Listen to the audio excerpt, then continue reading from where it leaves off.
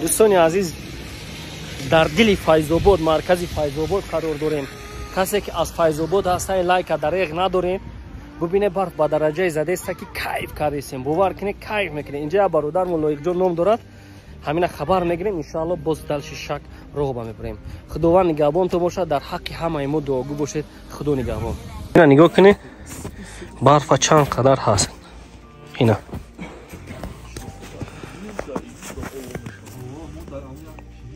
اینا 20 سانتی متر برف زیاد است. فیض‌آباد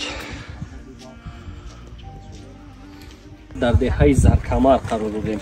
رفسی برف رو ببینه چیست. کسی میخواهد که در دهه دمگرد حتما به اینجا بیاید. اینا نگاه کنید چند قدر باد هوای فورم.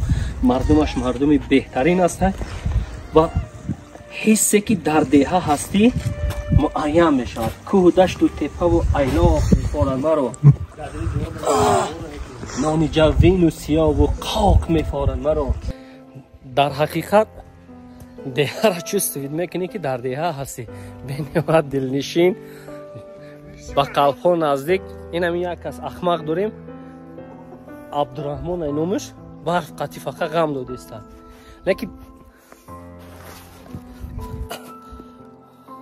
بنیاد جوی زور تنج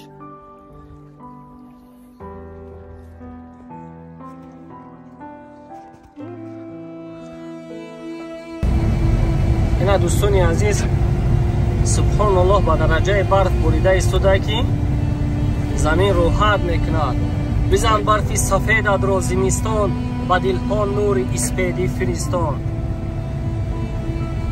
اینو همش ویتامین برای ما. این برف، باران، آفتاب، مهتاب همش ویتامین است. در فیض‌آباد با درجه بریده ایستاده که من باوری کامل دارم اگر یک ساعت همین بارد 15-20 سانتی متر برف می شود.